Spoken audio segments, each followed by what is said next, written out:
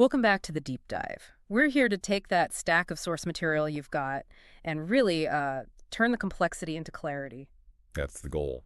Last time, we talked about Jericho. We sort of emerged from the smoke, didn't we? Reflecting on this victory that was so dramatic. Right. It wasn't just seen as a military win. The interpretation we discussed was more symbolic, like the immediate collapse of a deeply oppressive system. Yeah, this powerful idea that the so-called Holy War, it was actually framed as a fight for peace, for liberation, ending these cycles of slavery and injustice. And that framing, it really establishes the Israeli community on this high moral ground, doesn't it? Their Like position precipice. is this countercultural force, Mhm. the non-plundering army of liberation, Mm. that moral integrity, that sense of covenant, of purpose, Mm. that was meant to be their greatest strength. They must have felt, utterly unstoppable after Jericho. And that feeling, that confidence, is exactly why the narrative hits this immediate, really jarring paradox, almost whiplash. Yeah, exactly. They turn their sights literally to the very next target, the city of Ai, and bam, they suffer this unexpected, crushing defeat. It's like climbing Everest and then immediately falling off a small hill. Yeah. It just doesn't compute initially. It completely undermines the momentum, doesn't it? Totally. And AI was, by all accounts, small. Certainly nothing like the fortress Jericho was described as. The scouts came back, and they were radiating confidence. What was their recommendation? Basically, look, it's tiny. Send maybe 2,000-3,000 men. That'll be more than enough to secure victory. Easy pickings, essentially. So they sent 3,000, and the result, well, you called it jarring. Catastrophic might be another word. It was. The defeat was complete. 36 men died.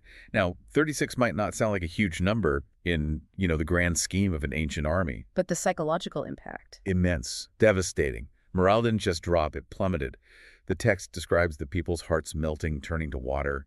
They were reeling in shock, fear, grief. And facing this profound, almost existential question, if God was with us at Jericho, how could we possibly fail so miserably here, at a place much smaller, seemingly weaker? That failure forces this immediate, difficult internal look. Because the defeat wasn't blamed on, say, bad tactics or military incompetence. No, it was understood as a break in the relationship, Oh. right, in the sacred covenant. Exactly. So the search begins for the sin that caused this break. And that search leads us directly into the core tensions we really need to unpack today. These are definitely the challenging parts of the text, the ones that demand that deep contextual analysis we keep talking about. First up, there's this whole question of collective responsibility. The really severe punishment of one individual, Achan, and how his sin was seen as affecting the fate of the entire community. Then second, we have to wrestle with these paradoxes that seem to contradict the whole liberation mission we discussed, like the perplexing treatment of the Gibeonites. Right, being made woodcutters and water drawers. I mean, that sounds an awful lot like servitude, doesn't it? How does that square with the goal of ending oppression? It's a major point of tension. And finally, perhaps the most difficult command of all. We have to revisit the interpretation of utterly destroy all who have breath. That phrase, often referenced by the Hebrew terms jinnul or harem. We need to try and figure out who, or maybe what, was the real target of such radical destruction. So our mission today, for you listening, is to apply that critical contextual analysis. We're really trying to look beyond just the literal words on the page. Yeah, digging into the cultural context, the narrative context, trying to find the forest, you could say. Exactly. Finding that larger message about justice, about dismantling systems, establishing this new kind of community, and trying not to get permanently snagged on the trees. The individual difficult verses that can trip us up if taken in isolation. Okay, let's dive in. We have to start with that search for the sin after the defeat at Ai. It revealed this internal flaw, right? Not an external military problem, which brings us straight to the tragedy of Achan. Right. The panic after AI was immense, as we said, and the failure was instantly framed as a covenant problem. So the search began.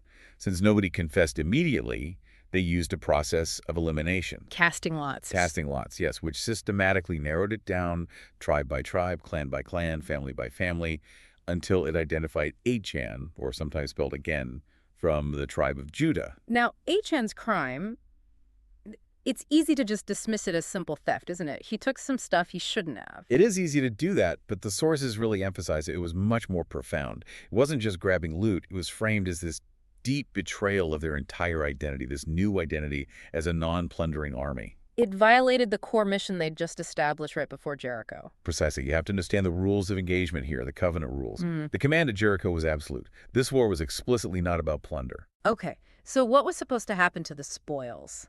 They were considered consecrated, dedicated to the divine. Either they were to be destroyed, like burned along with the city structures, or for things like precious metals, silver and gold. They went into the communal treasury for the community's good. Exactly. Contributed to the communal good, the tabernacle treasury, but never personally appropriated. Mm. They were consciously trying to establish themselves as a community distinct from the greedy, rapacious empires around them. Accumulating personal wealth through conquest was part of the old system they were rejecting. And Achan just shattered that ideal. What specifically did he take? The sources are quite detailed, aren't they? They are very specific. He confessed to taking 3 items. First, one beautiful, expensive coat or mantle, and it's specifically noted as being made in Shinar. Shinar, that's ancient Babylonia, right? That's right, ancient Mesopotamia, Babylonia. Yeah. Second, he took 200 shekels of silver. And third, a hefty wedge, 50 shekels of gold. Okay, the silver and gold, that's valuable loot. But the Shinar mantle, why specify that? That detail feels incredibly significant. It is, because Shinar, or Babylon, represented everything Israel was supposedly defining itself against.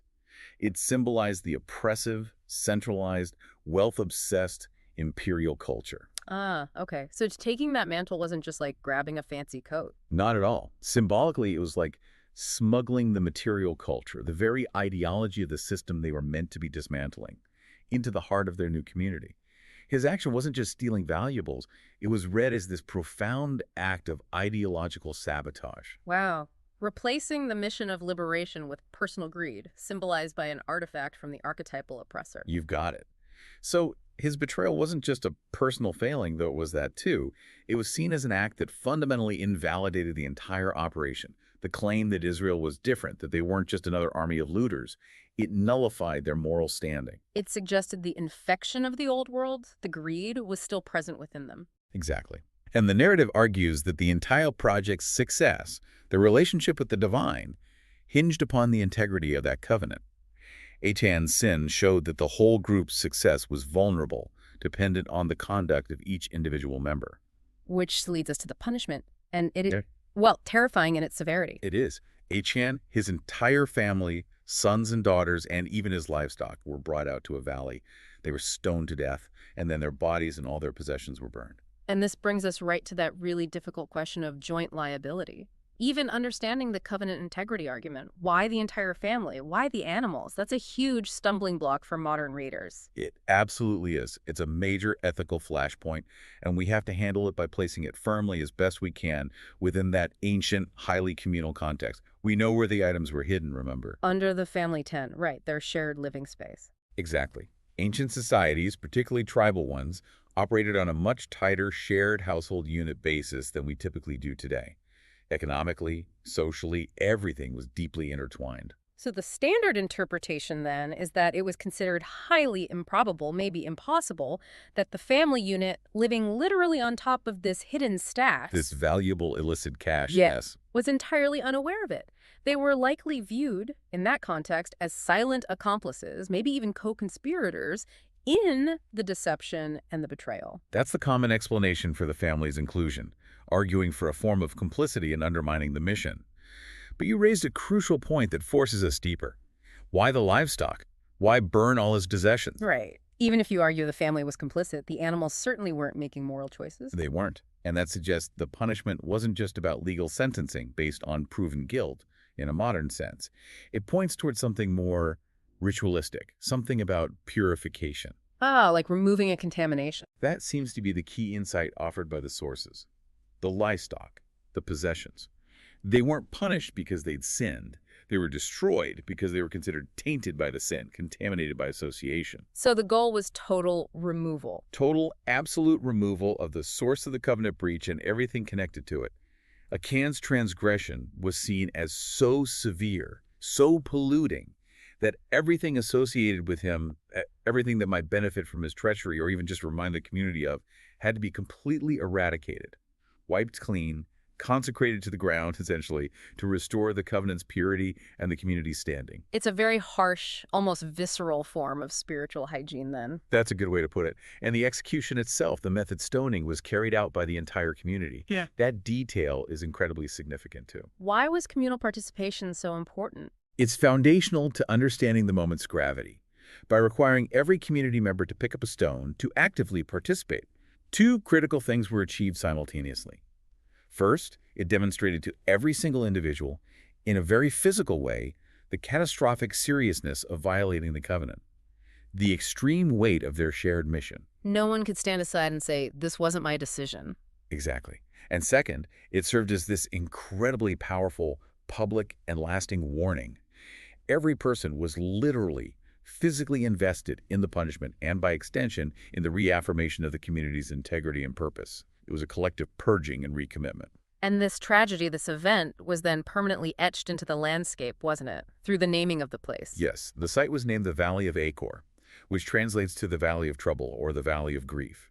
But the linguistic connection, it's even richer or perhaps darker than just naming. How so? Achan's name itself is phonetically very similar to the Hebrew verb akra, or a related root which means to trouble or to cause grief, to bring disaster upon. Ah, so it's wordplay woven into the narrative. Intense wordplay. The text is essentially saying, Achan caused trouble, Achar, and the place of his punishment became the Valley of Trouble, Achor. It hammers home the lesson. One man's betrayal brought communal grief and disaster. It's designed to be unforgettable. That is a fascinating narrative technique, embedding the moral so deeply into the language itself. So what's the heavy takeaway here for, say, the modern learner, maybe someone thinking about organizational integrity today? I think it emphasizes the profound weight of belonging to any collective that's defined by high values, by a shared mission, what the text calls a covenant community. In that kind of framework, the actions of one member are never purely personal missteps. They ripple outwards. They directly impact the group's trust, its integrity, its reputation, and ultimately its ability to achieve its shared goals. The narrative suggests that if Achan's sin, this internal corruption, hadn't been radically purged, the entire project, this vision of establishing a new, just, liberated society, might have failed right there before it truly began.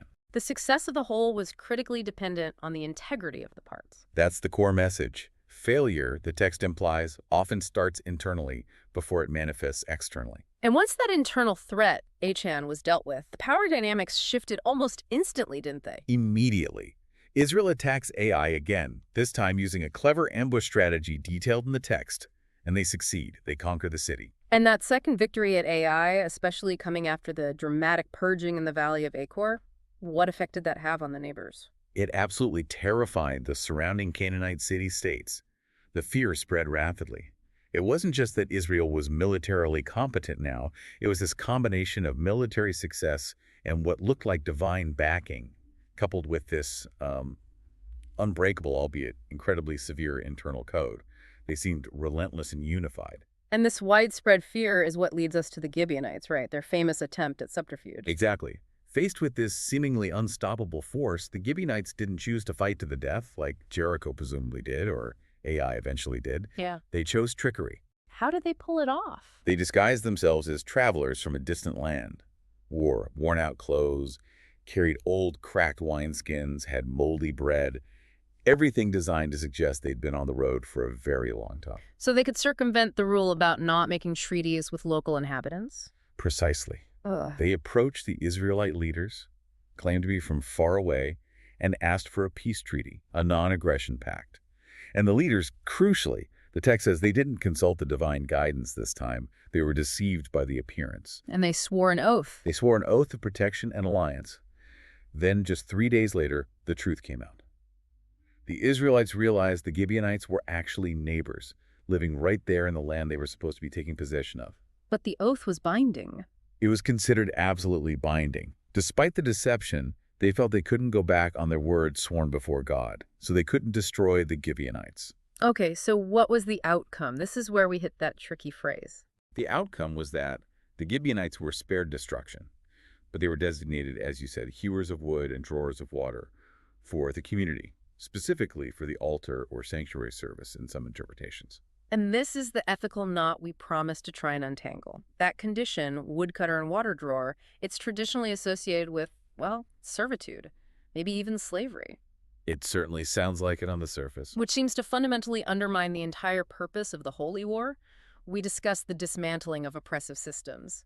Did they just replace the old Canaanite servitude with their own version? If you read it strictly literally, it looks like a massive contradiction. A community supposedly founded on liberation from slavery, now appearing to create new slaves, or at least a permanent underclass doing menial labor. It's a hypocritical look, isn't it? It is, if taken purely at face value.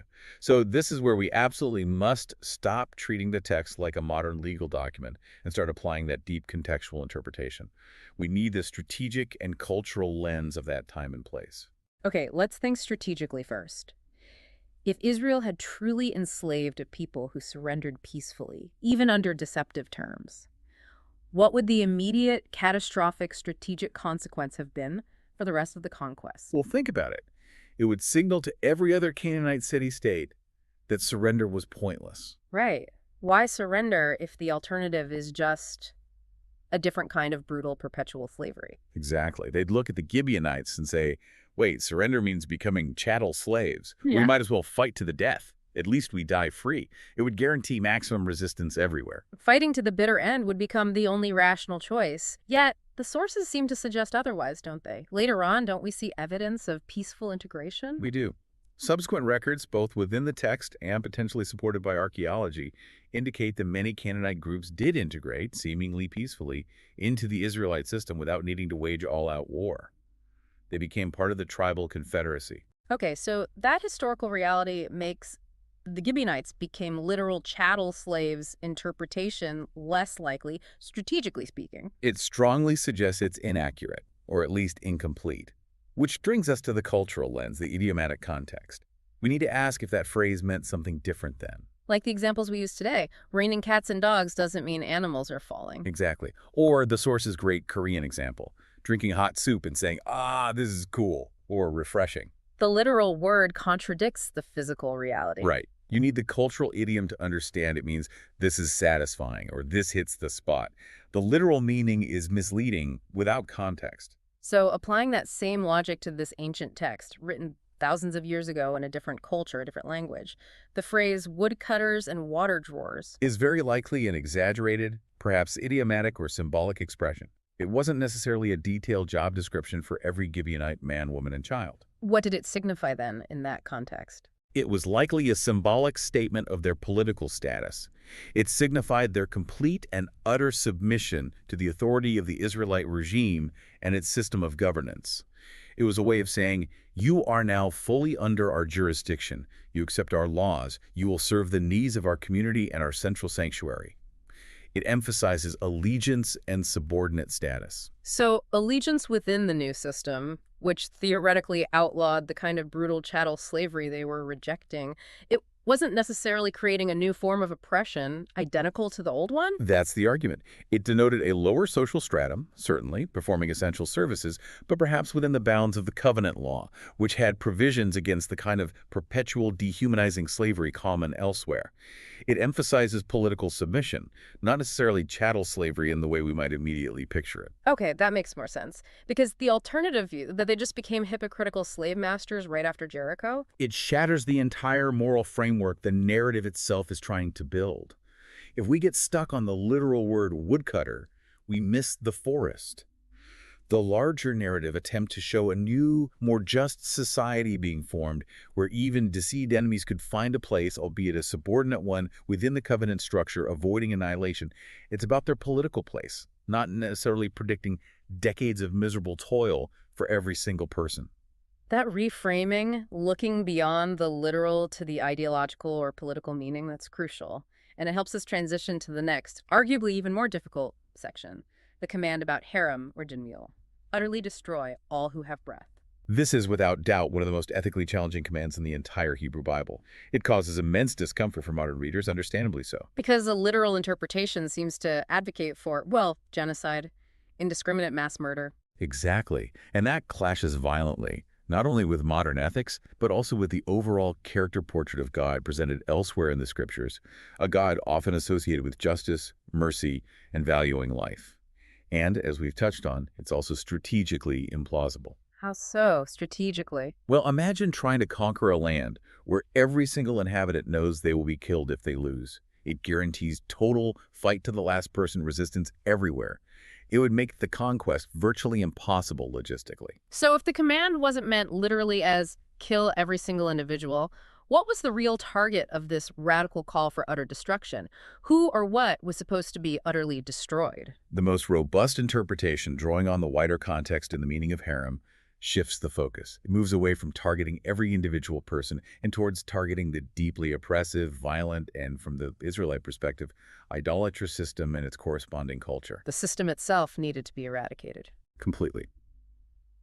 The command is interpreted not as a mandate for indiscriminate killing, but as a radical, maximalist demand for the complete eradication of the ideology and the socio-political structure prevalent in Canaan at that time. What specifically was so bad about the Canaanite system that it warranted such an extreme, uncompromising response in the text? We have to recall the context described. This wasn't just about different politics or religion. It was portrayed as a culture deeply permeated by practices the emerging Israelite covenant community viewed as fundamentally unjust and abominable. Like what, specifically? Things like institutionalized, ritualized human sacrifice, particularly child sacrifice, which archaeological and textual evidence suggests did occur, even if its prevalence is debated. Also, extreme economic exploitation, endemic political violence, and a governance structure completely intertwined with idol worship that, in the Israelite view, legitimized the power of oppressive elites. So they weren't just fighting kings and armies, they were framed as fighting a deeply corrupt socio-religious system. Exactly. A system they were tasked with dismantling root and branch. The command for harem, which fundamentally means to devote or to separate completely, often through destruction, was essentially a revolutionary ideological declaration. Like declaring total war on the old way of life. Yes. It wasn't primarily a demographic census instructing soldiers on who to kill. It was a demand to separate the land and its future completely from the old corrupting influences, to make a total break. Let's use that revolutionary analogy again, because I think it helps clarify. Like hearing a slogan, down with the monarchy or death to fascism. Right. When a revolutionary movement uses slogans like that, it's typically understood as an ideological demand, not necessarily a literal instruction to hunt down and execute every single person associated with the old regime, down to the last distant cousin. It's a call to end the system. It's a maximalist statement, demanding the complete, uncompromising termination of the old governance structure, the underlying power dynamics, the cultural influence of the ruling class. The term utter destruction in this context functions as a way to communicate the absolute, non-negotiable end of that old political and moral order. It's about systemic annihilation, not necessarily personal annihilation in every case. So the destruction is primarily aimed at the power structure, the ideology, the system that enables the injustice, not simply wiping out every human being. That's the interpretation that allows the narrative to remain somewhat coherent with its stated goal of liberation and establishing justice.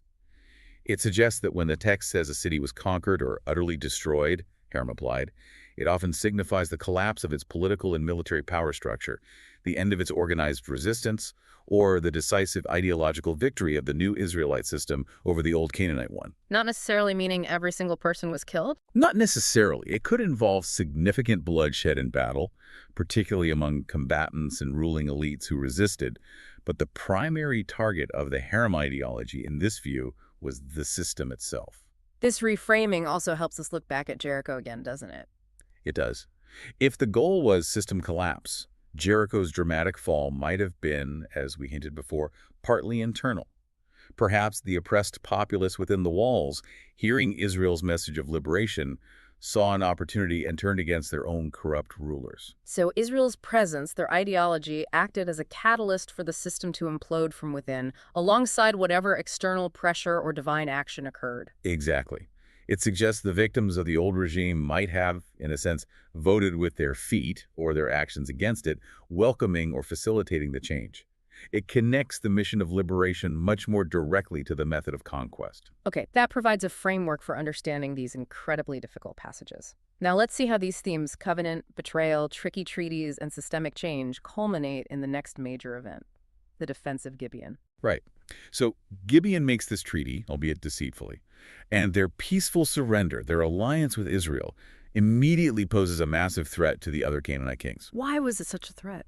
They didn't see it as just one city switching sides. They saw it as a betrayal of their collective front against Israel, and worse, as a sign that this new Israelite order, this anti-oppression, non-plundering ideology was actually working. It was gaining legitimacy, spreading, and undermining their own power base. And the sources named the leader of the counter-reaction, right? Yes, Adoni-Zedek, Yeah. the king of Jerusalem. He recognizes the danger immediately and forms a coalition. He gets 4 other Amorite kings to join him, and they launch a punitive attack specifically against Gibeon. They weren't just attacking Israel directly, they were going after the defector first. Exactly. They needed to make an example of Gibeon, to send a clear, bloody message to any other city even thinking about making a separate peace with Israel. This is what happens if you break ranks. It was an immediate, powerful, counter-revolutionary action. Crush the rebellion, nip this new ideology in the bud. Precisely. The old power structure recognized the Israelite order as an existential threat to their dominance. So Gibeon is under attack, and they're desperate. They send an urgent message to Joshua, to the Israelite camp. Basically an SOS. Come up quickly and save us. Help us. All the Amorite kings are gathered against us. They invoke the treaty, reminding Israel, you swore an oath. You have to defend us now. And how did Joshua respond? Instantly. The text emphasizes the speed. He led his army on an overnight, forced march from Gilgal up to Gibeon. A significant military undertaking, moving troops that quickly uphill through the night. And this battle, unlike the somewhat ritualistic accounts of Jericho and Ai, feels different. It does. This is portrayed as a genuine, large-scale, brutal military confrontation. The sources don't downplay the fighting. Israel, despite the forced march giving them some element of surprise, was likely at a severe military disadvantage initially, facing this united coalition of 5 kings. They needed more than just strategy this time. They needed help. And the narrative provides it, directly from the divine. Joshua is reassured beforehand, but the tangible assistance comes during the battle itself. And this is where we get the famous miraculous intervention, the hailstones. That's right. As the Amorite coalition begins to flee from the battle, pursued by the Israelites down the pass of Beth Horon, the divine power promised assistance, and it manifests in this, well, supernatural weather event. Not just a hailstorm, though. No. The text describes massive hailstones raining down. Some interpretations suggest stones the size of fists or even larger hyperbolically, clearly not a normal hailstorm. And the effect was devastating. Astonishingly so. The specific detail the source emphasizes is that more of the Allied enemy soldiers died from the impact of these hailstones than were killed by the swords of the pursuing Israelites. Wow. So the weather itself became the primary weapon. Effectively, yes. A weapon of mass destruction aimed squarely and seemingly intelligently at the fleeing coalition. And that's the other crucial detail, isn't it? The targeted nature of this aid. Absolutely critical. The account stresses that despite the chaos of a running battle, with Israelites presumably mixed in or close behind the fleeing enemies, the hailstones miraculously avoided the Israelite soldiers. They concentrated only on the enemy coalition. That couldn't be interpreted as just random, chaotic weather. Not according to the text. It was received as an unmistakable, intentional sign.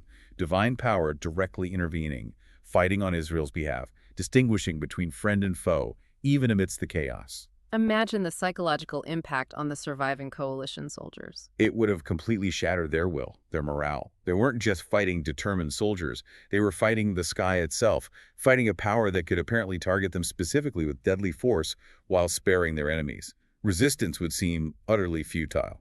So the core interpretation here isn't necessarily about wiping out every single enemy soldier through divine intervention.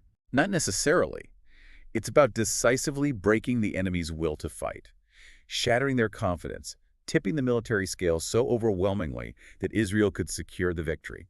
And crucially, by doing so, successfully defending their treaty partner, Gibeon. Which in turn reinforced the credibility and viability of their new covenant order. It showed that aligning with Israel meant protection, even against powerful enemies. Exactly. It validated the Gibeonites' risky choice and potentially encouraged others to consider peaceful integration rather than fighting to the death against this divinely backed force. Now, we absolutely have to acknowledge the other highly debated, incredibly famous passage connected to this battle, the Yeah, one about the sun. indeed. Sun, stand still over Gibeon and Moon in the Valley of Ajalon. It's probably one of the most controversial and fascinating verses in the entire Bible. And the interpretations are all over the place, right? Completely. We can't possibly do a full deep dive on it today. It deserves its own session. But briefly, the main lines of interpretation range from, well, poetic hyperbole. Just a literary way of saying the battle was long and fierce, fought from dawn till dusk. Exactly. Or emphasizing the magnitude of the victory. Then there are naturalistic interpretations. Could it refer to something like a solar eclipse, which would have certainly been terrifying and seemed supernatural to ancient peoples, stopping the battle? Or maybe unusual atmospheric conditions, refraction making the sun appear visible for longer. That's another theory. And then, of course, there's the literal interpretation, a genuine astronomical miracle where the Earth's rotation was somehow altered to prolong daylight, allowing Joshua to complete the rout of the enemy forces. The fact that there are so many credible scholarly interpretations, poetic, naturalistic, literal, just underscores again how vital that critical lens is, even for a single famous sentence. Absolutely. It highlights the complexities of reading ancient texts. So, yes, we'll definitely defer a full exploration of the Sun Stands Still passage for a future deep dive. Agreed. It needs its own dedicated space. For now, though, let's try and bring these powerful, sometimes difficult themes together. Let's summarize the critical, nuanced takeaways from this journey today through failure, paradox, and divine intervention. Okay, well, first, I think we saw the undeniable and frankly heavy burden of collective responsibility. That came through so clearly with Achan in the Valley of Achor. Right. The idea that for a community defined by a high moral mission, a shared covenant, personal actions are never purely private. They fundamentally affect the communal mission, the communal faith, the relationship with the divine as portrayed in the text. Maintaining the integrity of the individual was shown as paramount for the success and survival of the group. Okay, takeaway number one. Collective responsibility is heavy. What's second? Second, the absolute priority of context and critical thinking when we read these ancient texts, especially regarding those tough parts like the Gibeonite status or the command for harem, for destruction. We learned we have to resist getting trapped by just the literal meaning of a word or phrase. Exactly. We need to seek the forest, that larger message about establishing a new, maybe more just, liberated community, rather than getting permanently stuck on the trees of individual problematic verses that seem contradictory when ripped out of context. Because the cultural and historical distance is just too vast. It's immense. A strictly literal reading, applied with modern assumptions, often leads us to ethical contradictions that might actually undermine the narrative's own claimed purpose, which revolves around liberation and justice. So, understanding the conquest not just as violence, but as this complex attempt to radically tear down an oppressive system and institute a new societal model seems crucial. That's a vital distinction. The challenge for us, then, is always bridging that gap. Hopefully, this deep dive has given you listening a more thorough, maybe more nuanced understanding of these really challenging texts. And that leads us perfectly into our final provocative thought for you to carry forward from today's discussion. Go for it. We've examined how these thousand-year-old stories, as interpreted, demanded the radical dismantling of what they depicted as oppressive structures, things like human sacrifice, systemic exploitation, corrupt governance tied to idolatry. Okay. So the question for you is, how do these ancient narratives about liberation, about justice, the complete eradication of corrupt power, how do they relate, if at all, to contemporary issues, to our own struggles with societal change, with system reform in our modern world? That's a big question. It is. If the command for harem, for utter destruction, was fundamentally an ideological demand for the annihilation of an old, broken system, how do we today approach the challenges of reforming our own flawed institutions? Systems that might be plagued by modern forms of exploitation, injustice, or corruption. Where does that ancient radical demand for purity, for complete systemic overhaul, where does it align with our modern ethical concerns about change? And maybe more interestingly, where does it create friction or productive tension? And maybe for the learner, thinking about their own organization or community, how do you enforce a high ethical standard, the covenant, rigorously, ensuring the integrity of the mission without resorting to the kind of, well, disproportionate or collective punishment we saw in the Valley of Achor? How do you ensure the integrity of one doesn't compromise the mission of all, but do it justly? Finding that balance between accountability and justice, system integrity and individual rights. That's the ongoing struggle, isn't it? And perhaps the real joy of deep reading, even of these incredibly difficult ancient texts, is finding those new questions resonating within them. Questions about integrity, justice, systemic change. Questions that are profoundly relevant to our struggles today. These stories force us, if we let them, to continually examine what true justice and real liberation look like, both back then and right now. A difficult conversation, definitely, but as you say, a vital one. We look forward to diving deeper with you again next time on the Deep Dive.